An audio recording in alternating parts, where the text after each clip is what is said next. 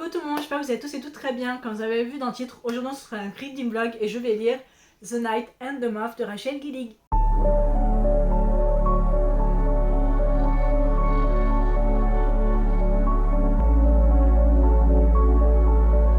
The Night and the Moth, c'est le premier tome de la nouvelle saga de Rachel Gillig qui s'appelle The Stonewater Kingdom. Je sais pas si c'est une duologie, une trilogie ou une saga entière.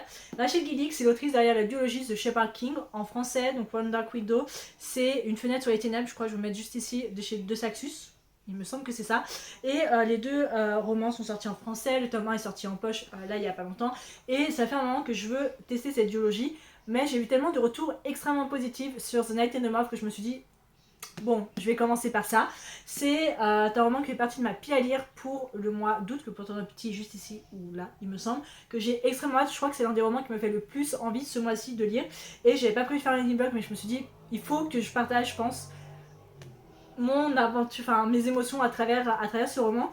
Et pour faire un résumé, je vais essayer. On va suivre, c'est Sibylle Deling qui a passé, qui pendant ces 9 dernières années rêve de ne pas rêver. En gros, c'est une divinatrice. En gros, tous ses rêves, ce sont des prémonitions de personnes autour du royaume et tout ça. Et maintes nobles et tout ça vont vers elle et ses sœurs dans la cathédrale pour qu'on leur lise leur futur. Mais il y a un chevalier qui ne croit pas du tout aux visions de Sibylle, qui ne croit pas du tout aux divinatrices et tout ça. Et ce chevalier s'appelle Roderick, qui me semble ça, Roderick. Et en fait, un jour, les sœurs de Sibylle, ses sœurs divinatrices, commencent à disparaître un par un, et elle va devoir faire appel à Roderick pour essayer de comprendre un peu ce qui se passe. Voilà, donc elle va partir du royaume, elle va partir de la cathédrale, là où elle est un peu enfermée, c'est un peu une sorte de couvent, et avec Roderick pour essayer de comprendre ce qui se passe. Et je crois qu'il y a une histoire aussi avec ses visions, voilà. Mais j'ai très hâte de lire ça. J'ai vu, comme je vous l'ai dit, des retours extrêmement positifs. Mais le seul bémol, c'est que les gens étaient genre, j'aurais dû attendre le tome 2 parce qu'il fallait que le tome 1, là, ce tome là, ça va être sur un énorme cliffhanger. Donc j'ai très peur à la fois, mais j'ai aussi extrêmement hâte de lire. C'est un roman qui est assez court, il fait, enfin assez court, il fait 300, si on prend pas les remerciements, 385 pages. Donc en vrai ça devrait être plutôt rapide. En général je lis 100 pages par jour, donc ça devrait le faire. Et j'aime beaucoup l'objet livre en lui-même. Déjà, regardez-moi cette beauté, je trouve l'objet livre magnifique. C'est la première fois que j'ai des romans en anglais aussi gros, enfin à part Manuel Park, mais je veux dire, dans cette édition là, c'est les éditions Orbit. C'est le premier roman de cette maison d'édition que j'ai. Ma maison d'édition préférée, ça doit être Piactus, très clairement. J'adore cette maison d'édition. On a la carte juste là, comme on peut voir. Et on a le chapitre avec un titre, chaque chapitre un titre, ce qui est vachement bien, et une petite en-tête juste là, que je trouve vraiment magnifique, qui est donc un petit papillon de nuit. J'ai très hâte de vous dire un peu ce que j'en pense. Je pense que je vous retrouverai peut-être quand j'aurai lu les 5 premiers chapitres, ou j'aurai atteint le chapitre 5, pour me faire un peu une idée. J'espère que ça va pas être trop dur à lire. Enfin, j'espère que c'est pas de la fantasy adulte, fantasy adulte ou high fantasy, parce que moi et mon cerveau, ça a du mal à suivre la high fantasy, mais je pense que franchement ça peut être chouette, et j'ai même décidé de noter. Voilà, donc je trouve que ça va parfaitement bien avec. Donc voilà. Je vous retrouve, j'ai lu les 5 premiers chapitres, comme j'avais dit, de The Night and the Moth. Donc les 5 premiers chapitres, ça correspond à 60 pages, ce qui est plutôt pas mal. Et je m'étais pas rendu compte que en fait c'était en plusieurs parties. Moi je pensais juste que Est-ce une cathédrale, c'était pour décrire un peu la cathédrale et tout. Mais en fait pas du tout. Donc les 4 premiers chapitres, c'est la première partie. Et le chapitre 5, donc, que je viens de terminer, c'est le début de la deuxième partie qui s'appelle Kusenfer. Donc j'aime beaucoup le fait que ce soit en plusieurs parties, comme ça permet à peu près de savoir où m'arrêter et tout. Donc c'est vachement cool. J'ai plusieurs choses à dire déjà sur les 4 premiers chapitres que j'ai lus. Déjà, on est vraiment sur le tout début du livre. Voilà, il se passe pas grand chose de très intéressant, mais c'est une ambiance assez particulière qui me plaît. Et j'avais pas capté que c'était de la dark fantasy. Je sais que Rachel Gillig, je pense que c'est son genre de prédilection, parce que je sais qu'Une fenêtre sur les ténèbres, la duologie chez Parking, je sais que c'est vraiment de la dark fantasy. Et je savais pas vraiment si c'en était. Déjà, j'aurais dû me fier à la couverture, j'aurais dû dire oui, bon, c'est de la dark fantasy. Mais c'est pas forcément le genre de fantasy que je lis. Vous savez que je lis pas mal de fantasy. Bon, cette année, c'est quand même plus de romance qu'autre chose. L'année prochaine, mon but c'est de lire un peu plus de fantasy l'année prochaine. Mais la dark fantasy, c'est vraiment pas mon genre de prédilection. C'est pas vraiment un genre particulier ou un sous-genre de fantasy que je connais. Et je trouve ça vachement intéressant et extrêmement prenant. C'est un côté très automnal, très dark academia, comparé à, vous savez, la fantasy, ça peut être light academia. Et aussi, c'est un côté très terne. Je sais pas si ça a un sens. Mais moi quand je parle de fantasy, je vois quelque chose de très coloré, style Seigneur des Anneaux, le Hobbit, tout ça. Mais là-dedans c'est un côté vraiment très terne, très sombre aussi, atmosphérique. Et c'est un peu en fait comme mes post-it. Pour moi ça me fait penser à ça. Voilà, côté terne, c'est genre ça vraiment pour moi ces couleurs-là quand je lis. Parce que déjà la cathédrale c'est vraiment tout enfermé, c'est du gris, il y a des gargouilles et tout ça. Donc pour moi ça a vraiment cette vibe là. Et en vrai j'aime beaucoup. J'aime aussi beaucoup le personnage de Sibyl. Bon là-dedans elle s'appelle Six, donc Six. Elle et ses sœurs ont juste des numéros pour prénom, parce que c'est comme ça que l'abbesse, je crois que c'est comme ça qu'on dit, les a nommées. Et ce que j'aime aussi beaucoup, leur particularité à elle et ses sœurs, c'est qu'elles ont une sorte de voile très très fin, en gros, qui couvre leurs yeux. Donc elles ne connaissent pas leur propre couleur de yeux. Sibyl ne connaît pas sa couleur de yeux non plus. Et comme ça évite aux personnes qui vont pour les demander divination de les connaître ou de découvrir leur visage. Et je trouve ça vachement intéressant, très original. Ça rajoute une petite part de mystère un peu autour du personnage de Sibyl. Et on a fait aussi la connaissance de Roderick, voilà, et c'est un peu le grumpy chevalier garde du roi, du royaume, et en gros qui ne croit pas du tout à la divination, qui croit à rien de tout ça, que c'est un peu des fraudes si vous voulez, et il ne respecte mais absolument pas Sibyl, mais genre vraiment pas. Et j'aime beaucoup Sibyl parce que Sibyl a quand même pas mal de répondants, elle se laisse pas faire par Roderick. Elle a même fait du chantage à Roderick, à une chevalier, donc une femme, à une chevalière, et au roi. C'est pour dire, elle est capable quand même de faire du chantage au roi. Et je trouve ça vachement bien. Franchement, j'aime beaucoup le côté adulte en fait Dark Fantasy. Fantasy, c'est très... c'est très un peu Ferrat dans le premier Akotar, vous voyez. Tandis que là, c'est vraiment Sibyl, c'est très Nesta. Voilà, c'est un peu ma référence. Non, en vrai, je connais pas trop la Dark Fantasy, mais j'aime beaucoup le côté beaucoup plus adulte et beaucoup plus mature des personnages. Donc j'ai quand même hâte de voir ce que ça peut donner. J'ai vu que la deuxième partie, c'était de la page 61 jusqu'à la page 110. C'est à peu près là où je vais m'arrêter. Donc jusqu'au chapitre 10, je vais dire. Et je pense que je vous reprendrai là-dessus. Et s'il se passe quelque chose entre temps, je vous le dirai. J'ai mis 2 post-it. Bon, ça se voit pas, mais il y en a un juste là et un juste là. Habituellement, je mets des post-it pour le moindre petit truc, mais là, j'ai décidé de. Je pense que pour que j'arrive à conserver mes post-it, je pense que je vais vraiment mettre les trucs que je trouve très intéressants ou qui me font sourire, où je me dis voilà, ça c'est important, ça c'est ce que je veux mettre. Mais pour le moment, j'aime beaucoup. J'ai terminé la deuxième partie, donc j'ai atteint la troisième partie qui est The Search. Je pense que c'est The Search, un peu la recherche. Il n'y a pas de R. Mais bon, qui est donc le chapitre 10, et donc j'en suis à la page 110.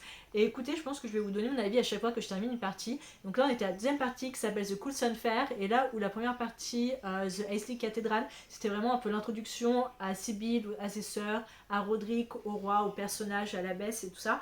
Là, la deuxième partie, c'est vraiment vachement plus intéressant, on rentre vraiment plus dans l'action, on rentre vraiment plus dans le mystère qui entoure la disparition des autres divinatrices.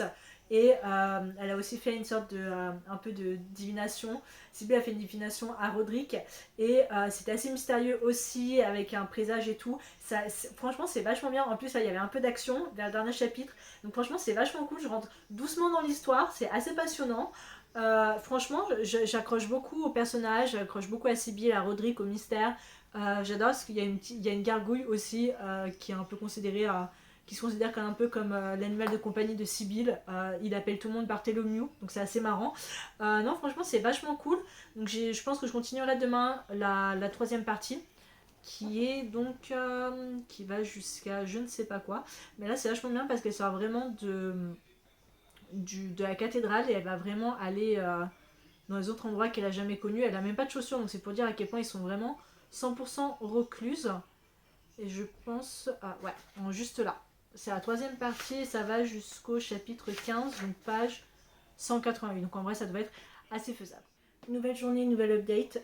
D'abord, je m'excuse de la luminosité, il fait tellement chaud chez moi que j'ai dû baisser les volets, donc il y a très peu de lumière qui passe. Donc si ça paraît un peu. La qualité n'est pas extra, c'est normal, c'est à cause. Je vais éviter d'avoir trop chaud. Voilà. Mais je vais vous faire un update parce que j'ai atteint la quatrième partie, il me semble, qui s'appelle The Fervent Peak.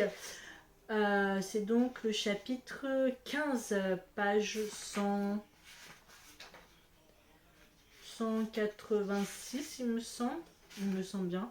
Non, 187. J'ai pas mal avancé, donc je pensais que ça se disait la dernière fois quand je vous laissais que c'était The Search, mais en fait pas du tout, en fait ça s'appelle The Sitch et c'est en fait un endroit, c'est juste là, dans la carte, donc en gros, chaque partie c'est un peu la visite d'un endroit de la carte, ce que je trouve vachement cool. Et laissez-moi vous dire qu'il s'en est passé des choses dans celui-ci, il s'est passé beaucoup de choses. Il y a eu déjà pas mal d'actions, pas mal de choses où tu sens vraiment qu'il y a de la fantasy, où il y a vraiment cet aspect dark fantasy que je connais pas du tout et que j'apprécie mais genre énormément. Ça change totalement de ce que j'ai l'habitude de lire, ce qui me plaît. Et on a aussi eu, en plus de la mission quête de Sibyl, on a une autre mission quête à côté qui est tout aussi important, qui est même extrêmement important, qui a pas mal de révélations aussi justement. Et donc c'est un peu une quête entremêlée avec la quête de Sibyl. Sibyl elle a la quête pour trouver ses sœurs et elle a accepté d'aider le roi Benji, parce que c'est comme ça qu'il veut se faire appeler, Benji pour une autre quête. Et en gros, Benji va l'aider en même temps, enfin le roi va l'aider en même temps pour retrouver ses sœurs divinatrices. Et franchement, j'aime beaucoup. Il y a eu des moments où j'ai dit genre, ok, des bonnes petites révélations. On en a pris en plus un peu plus sur un peu l'enfance et le passé de Roderick et de Maud aussi, qui sont deux personnages très très importants à l'histoire, qui sont les deux chevaliers, genre bras droit et gauche du roi, donc je trouve ça vachement cool. J'aime toujours aussi Roderick, voilà, on sent qu'il commence à avoir un petit changement en ce qui concerne Roderick et Sibyl. Leur relation commence à évoluer un petit peu, mais on est encore vraiment sur, là on est plus sur un frenemies. On était sur enemies, là on est plus sur un frenemies où les deux passent leur temps à se chercher, à se lancer des petits pics et tout, mais tu sens qu'il y a un petit peu de flirt quand même derrière. Enfin Roderick en tout cas, et Sibyl est genre non en fait, mais franchement j'aime beaucoup, j'avance extrêmement bien dans mon livre, écoutez, et je suis choquée vraiment à quel point j'aime autant, voilà. Mon but c'est que j'atteigne la page 200 puisque j'aime bien lire 100 pages par jour, ce qui fait que je dois avoir et ben j'ai un seul chapitre à lire, j'ai que le chapitre 15 à lire avant d'atteindre la page 200, ce qui est assez cool, et je vous reprendrai, je pense qu'il y a une autre partie normalement. Si c'est le cas, je vous reprendrai quand j'aurai atteint cette partie-là. Donc tout ça. Donc quand j'aurai lu à peu près jusqu'à la page 253. Donc ça devrait se lire assez rapidement parce qu'après on est dans The Shining Wood. Voilà, donc c'est... Franchement j'aime beaucoup et j'ai très très hâte de vous donner mon avis final dessus. Pour le moment, je suis vraiment sur un 4. Genre pas plus haut, pas 4,5, pas 3,5, genre vraiment un 4. Parce que j'aime tellement cette ambiance auquel je connais pas du tout. Je me lance vraiment dans quelque chose de tout nouveau que je pense... Dès que ma librairie anglaise que j'aime, elle va réouvrir, je crois qu'elle réouvre la semaine prochaine d'ailleurs. Déjà, je vais m'acheter Accomplice de Vilaine, mais en plus de ça, je pense que je m'achèterai One Dark Window et tout Twisted Crown et je vais me les réserver pour cet automne. Donc ouais, franchement, j'apprécie beaucoup ma lecture. Je vous retrouve quelques jours après puisque j'ai fini The Night and the Moth de Rachel Gillig. Et il me restait, la dernière fois que je vous ai vu, il me restait 2 parties à peu près à lire et je me suis dit bon, je vais les enchaîner, comme ça après au moins ce sera fait. Et je vous ai pas repris depuis, mais là je vous reprends. Et ma note finale reste la même que j'avais dit au début. Je pense que ça va être un 4 sur 5. Je me voyais pas mettre plus bas, mais je ne me voyais pas mettre plus haut non plus. Pour une première lecture, et une première lecture de cette autrice, c'est ce qu'on va dire que j'ai beaucoup apprécié ce premier roman de cette duologie. Je pense que ça va être une duologie, je pense, peut-être, ou ça va être une trilogie, je ne sais point. Mais j'ai beaucoup aimé cette atmosphère dark romantasy très gothique, très, comment j'avais dit, très terne. J'ai beaucoup aimé. J'ai beaucoup aimé aussi le fait que la romance arrive déjà bien plus tard, mais surtout qu'elle est très second plan.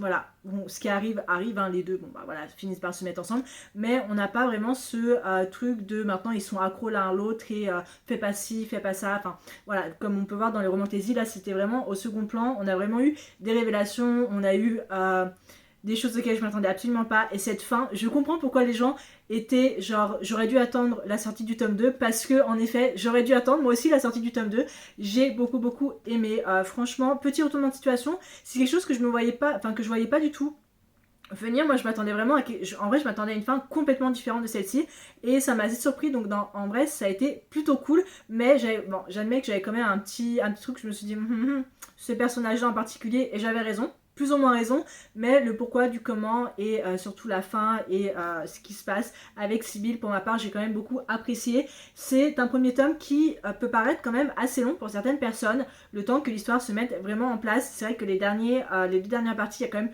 beaucoup d'action, beaucoup de révélations, beaucoup de personnages, il y a beaucoup de choses un peu genre mais j'ai quand même beaucoup apprécié, donc pour ma part ça reste quand même un bon 4 sur 5. J'ai vraiment beaucoup aimé. Je pense que la librairie anglaise réouvre la semaine prochaine, mais au moment où cette vidéo sera publiée, soit mercredi, soit jeudi, je ne sais pas, ça dépendra de mon état. Elle réouvre cette semaine et je pense qu'en plus d'acheter Accomplice de Vilaine, je pense que j'achèterai possiblement One Dark Window et tout Twisted Crown, ou peut-être au moins One Dark Window, parce que j'ai envie de découvrir la biologie de Shepard King par cette autrice, parce que je pense que Rachel Gillick c'est vraiment une autrice à lire en automne. Voilà, bon moi j'ai lu The Night and Mob parce que je pouvais pas m'y attendre. Et déjà, je redis encore, mais cette couverture est magnifique, l'histoire est vraiment très très bien. J'ai vu, je comprends un peu les retours négatifs de ce roman. Et il y en a certains qui n'ont pas du tout accroché à l'histoire, il y en a d'autres qui n'ont pas du tout accroché aux personnages, qui n'ont pas, voilà, qui les ont trouvés un peu fades et tout. Pour ma part, je m'excuse, ça craque, c'est mon... Pour ma part, j'ai beaucoup aimé, voilà, j'ai bien aimé les personnages, j'ai adoré l'univers, ce côté très... et un peu la série Wednesday, vous savez, la série mercredi, mélangée à cette vibe assez American Horror Story. Tous les côtés série historique que j'aime beaucoup, donc pour ma part j'ai quand même beaucoup apprécié et je suis très contente d'avoir eu de la dark romantasy. C'est pas vraiment le genre de romantasy que j'ai habituellement, mais j'ai envie d'en découvrir un peu plus de ce style là, donc si vous avez des romans un peu du même style que The Night and the Moth, que ce soit autant en VO qu'en VF, dites-le moi en commentaire, ce serait assez cool de lire. J'espère en tout cas que ce petit reading vlog vous a plu. Pour ma part j'ai adoré le faire avec vous, partager vraiment mes envies. Quand le tome 2 sortira, je pense que je vous ferai un reading vlog et puis on verra s'il y a d'autres romans qui m'intéressent. Je me suis dit pourquoi pas faire des petits reading vlogs, en vrai ce serait assez cool de vous partager, voilà, et puis ça fait des idées un peu de vidéos sur ma chaîne. Dans tous les cas, j'espère que la vidéo vous a plu, que ce reading vlog vous a plu. Si vous aussi vous avez lu The Night and the Moth, j'aimerais beaucoup avoir vos avis en commentaire, ou est-ce que je vous ai peut-être donné envie de lire, je ne sais pas. Voilà, chacun les avis divergent. Dans tous les cas, c'est tout pour cette vidéo et je vous retrouve la prochaine fois pour une prochaine vidéo et je ne sais pas trop ce que ce sera, donc ce sera la surprise. Ciao!